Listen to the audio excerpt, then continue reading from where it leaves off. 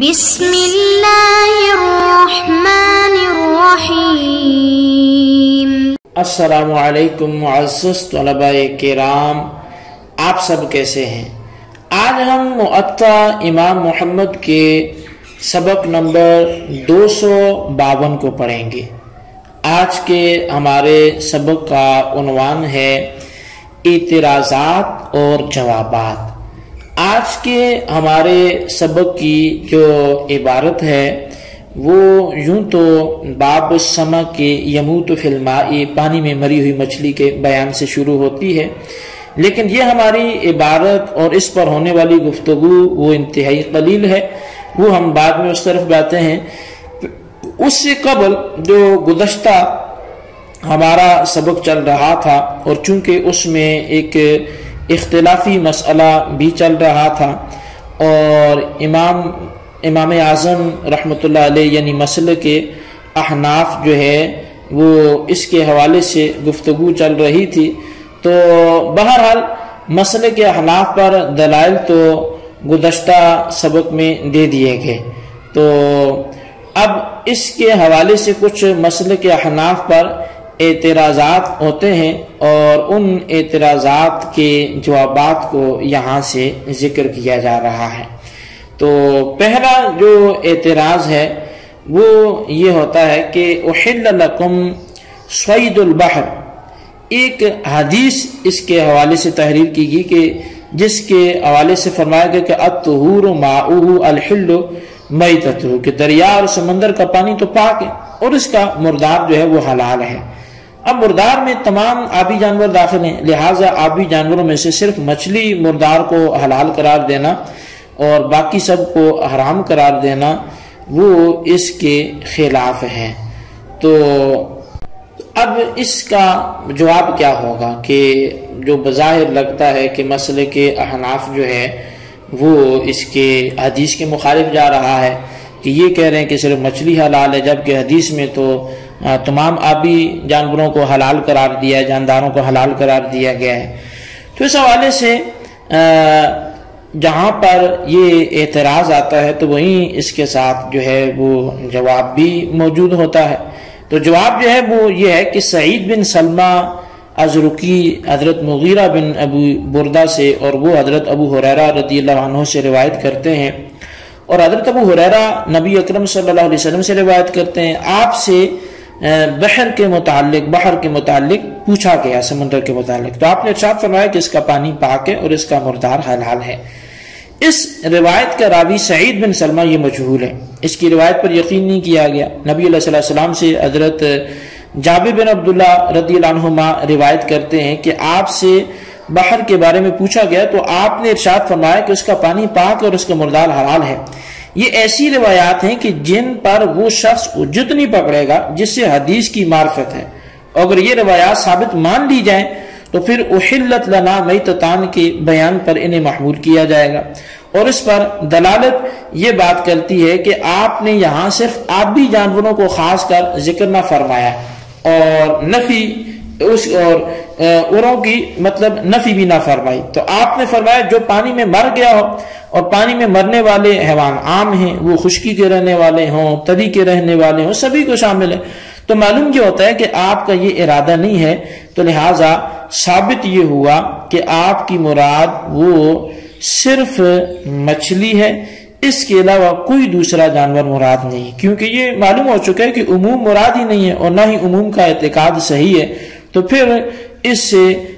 مطلب کیسے یہ بات کی جا سکتی ہے۔ تو بہرحال یہ ایک اعتراض تھا کہ اس کا پانی جو ہے وہ پاک ہے اور اس کے مردار حلال ہے، تو اس لحاظ سے یہ اس کا جواب بھی ہو گیا کہ اس حدیث کا جو راوی ہے وہ قابل اعتماد نہیں ہے اور اس پر سے یہ حجت نہیں پکڑی جا سکتی اس کی بات کو لے کر، اور پھر چونکہ احلت لنا میتتان بھی اس کے سامنے حدیث پاک موجود ہے، تو لہٰذا اگر وہ بات ٹھیک ہوتی تو پھر یہ ٹھیک نہیں ہوگی، جبکہ اس کے راویوں سے زیادہ قوی ہے، تو لہٰذا اس حدیث کے عموم کو پھر اس نے آ کر اس حدیث کے عموم کو ختم کر دیا، اور وہاں جو فرمایا گیا تھا کہ مردار حلال ہے تو اس مردار سے پھر فقط مچھلی ہی مراد ہے، اور اس کے حلال ہونے میں پھر کسی کا کوئی اختلاف بھی نہیں ہے۔ تو بہرحال یہ ہمارا ایک پہلا اعتراض جو احناف پر ہوا اور اس کا جواب ذکر کیا گیا، تو وہ میں نے آپ کے سامنے بیان کیا گیا۔ ایک دوسرا اعتراض بھی ہم پر کیا جاتا ہے، اور وہ حضرت جابر بن عبداللہ رضی اللہ عنہ کی حدیث کو لے کر ہے کہ آپ بیان کرتے ہیں کہ نبی علیہ الصلوۃ والسلام نے فرمایا کہ ہر آبی جانور کو اللہ تعالیٰ نے آدمی کے لیے ذبح کر دیا ہے۔ تو اب جب نبی علیہ الصلوۃ والسلام نے اللہ تعالیٰ کی طرف سے تمام دریائی جانوروں کو بغیر ذبح کیے جائز قرار دیا ہے، تو معلوم یہ ہوا کہ مچھلی کے علاوہ تمام آبی جانوروں کو ذبح کرنے کی ضرورت ہی نہیں ہے۔ جس طرح مچھلی بغیر ذبح کیے مردار وہ حلال ہے، تو اسی طرح تمام آبی جانور مردار ہونے کی صورت میں حلال ہیں۔ تو پھر احناف نے ذبح کی شرط کس لیے لگا رکھی ہے؟ تو یہ ایک دوسرا اعتراض ہوا۔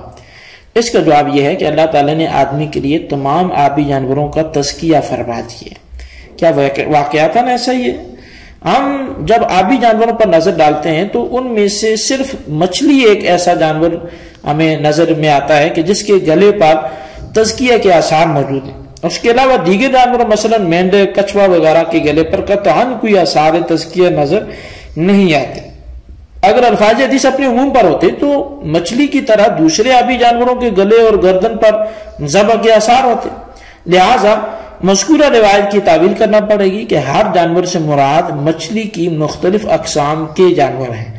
اور اس تعویل کی تائید اور توثیق بھی روایات میں موجود ہے۔ ایسا بھی نہیں ہے کہ یہ ہم نے کوئی خود سے تعویل کر لی۔ یہاں تک کہ مصنف ابن ابی شیبہ میں حضرت جابر بن زید بیان کرتے ہیں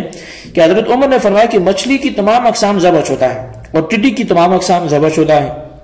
اسی طرح حضرت مکحول بیان کرتے ہیں کہ رسول اللہ صلی اللہ علیہ وسلم نے فرمایا کہ ٹڈی دل اور مچھلی کے تمام اقسام ذبح شدہ ہیں، انہیں کھا لیا کرو۔ تو ان روایتوں نے واضح کر دیا کہ مچھلی اور ٹڈی کی جملہ اقسام وہ ذبح کیے بغیر حلال ہیں، لہٰذا روایت مذکورہ سے مراد مچھلی کی جملہ اقسام ہیں، نہ کہ ہر آبی جانور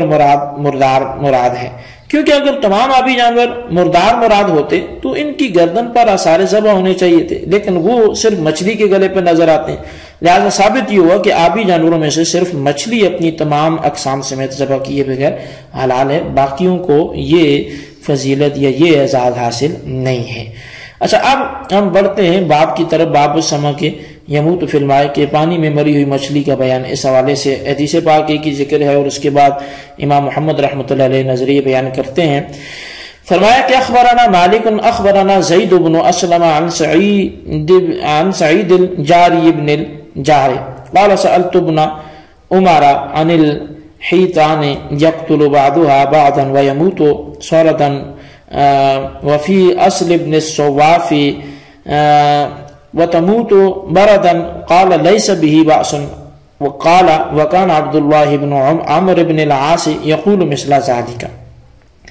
امام محمد فرماتے ہیں کہ ہمیں امام مالک نے خبر دی کہ ہمیں زید بن اسلم نے سعید جاری بن جار سے خبر دی کہ میں نے حضرت عبداللہ بن عمر رضی اللہ عنہ سے ان مچھلیوں کے بارے میں پوچھا جو آپس میں ایک دوسرے کو مار دیں یا ٹھنڈک سے مر جائیں۔ تو ابن صواف کی اصل میں یموت سردن کے بجائے تموت بردن آیا ہے، تو مطلب روایت کے الفاظ و تموت بردن ہے اور پیچھے تھا وہ یموت سردن، تو اب ان میں مطلب تھوڑا لفظ کا فرق ہے۔ حضرت ابن عمر نے فرمایا کہ اس کے کھانے میں کوئی حرج نہیں ہے۔ راوی بیان کرتے ہیں کہ حضرت عبداللہ بن عمر بن عاص بھی ایسا ہی کہا کرتے تھے۔ قال محمد وبهذا نأخذ اذا ماتت الحيتان من حر او ورد او قتل بعدها بعضا فلا باس باكلها، فاما اذا ماتت ميتة نفسها فتوفت فهذا يكره من السمك فاما سوى ذلك فلا باس به۔ امام محمد فرماتے ہیں کہ ہمارا حناف کسی پر عمل ہے کہ جب مچھلیاں گرمی یا ٹھنڈک سے مر جائیں یا ایک دوسرے کو مار دیں تو ان کے کھانے میں کوئی حرج نہیں ہے، لیکن اگر خود بخود مر جائیں اور پانی پر تیرنے لگیں تو یہ مکروہ ہے۔ اس کے علاوہ ہر قسم کی مچھلی کے کھانے میں کوئی حرج نہیں ہے۔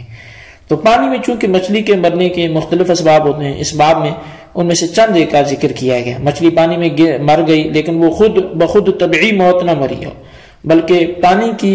حرارت یا ٹھنڈ کی وجہ سے مری اسے کھانا حلال ہے، خواہ اس طریقے سے مر کر وہ پانی کے اوپر تیرتی ہو یا پانی نے اسے باہر خشکی پر پھینک دیا ہو یا پانی ہٹ گیا ہو اور وہ وہی مری پڑی ہو۔ صرف اپنی موت مرنے والی جسے طافی کہتے ہیں اس کے علاوہ دیگر تمام اقسام کی مردہ مچھلی کھانا حلال ہے۔ پانی میں مرنے کی چند صورتیں جو ہے وہ صاحب در مختار نے بھی ذکر کی ہیں، جیسا کہ پانی کی گرمی یا سردی سے مچھلی مر گئی، یا مچھلی کو ڈور کے ساتھ باندھ کر پانی میں ڈالا گیا اور وہ مر گئی، یا جال میں پھنس کر مر گئی، یا پانی میں کوئی ایسی چیز ڈال دی گئی جس سے مچھلیاں مر گئی اور یہ معلوم ہے کہ مچھلیاں اس چیز کے ڈالنے کی وجہ سے مری ہیں، یا گڑھے میں مچھلی ڈالی اور پانی تھوڑا ہونے کی وجہ سے یا تنگی کی وجہ سے وہ مر گئی، تو ان تمام صورتوں میں وہ مری ہوئی مچھلی جو ہے وہ حلال ہے۔ اسی طرح مصنف ابن ابی شیبہ میں ایک روایت ذکر کی گئی کہ وہ اس مچھلی کو حضرت ابو معشر ابراہیم سے روایت ہے، حضرت ابو معشر ابراہیم سے روایت کرتے ہیں کہ ابراہیم یہ اس مچھلی کو مکروہ سمجھتے تھے جو پانی میں اپنے آپ مر جائے، مگر کوئی شخص جب مچھلیاں پکڑنے کے لیے دریا وغیرہ سے نالی کے ذریعے چھوٹا سا تالاب بنا کر وہ تالاب بنا کر سائڈ پہ کر لیتا ہے، پھر جو مچھلیاں اس میں داخل ہو کر مر جائیں تو ان کے کھانے میں وہ کوئی حرج نہیں جانتے تھے، یعنی اب اس کے حالانکہ وہ اسی پانی کا حصہ ہے وہ تالاب میں، لیکن اس نے الگ سے کہ گویا اپنا فعل بھی شامل کر لیا، تو اس کا یہ فعل شامل کرنا ان کو حلال کر دے گا۔ تو مختصر یہ ہے کہ جب مچھلی اپنی طبعی موت مر جائے، اسے کسی طریقے سے مارا نہ گیا ہو، کوئی سبب نہ بنا ہو اس کے مارنے کا خارجی طور پر، اور وہ اپنی طبعی موت مار کر پانی پر الٹی تیرنا شروع ہو جائے تو وہ حلال اور جائز نہیں ہے۔ اس کے علاوہ ہر مری ہوئی مچھلی حلال ہے اور اس کا کھانا جائز ہے، یہی احادیث اور روایات سے ماخوذ ہے، یہی امام محمد رحمۃ اللہ علیہ نے احناف کا مسئلہ قرار دیا ہے، یہی امام اعظم کا بھی نظریہ ہے۔ تو بہرحال اب احناف پر اعتراض جو ہوا تھا آپ اس کے حوالے سے بھی کلام کریں، اس کا بھی خلاصہ تحریر کریں، اور پھر مچھلی کے حوالے سے بالکل حتمی فیصلہ کیا ہے کہ کون سی مچھلی ہے کہ جس کا کھانا حلال ہے، تو اس کا بھی آپ جو ہے وہ ذکر کر لیں۔ اللہ تبارک و تعالیٰ سے دعا جو ہم نے پڑھا سنوں سے یاد رکھنے کی توفیق نصیب فرمائے، آمین بجاہ النبی الامین صلی اللہ علیہ وسلم۔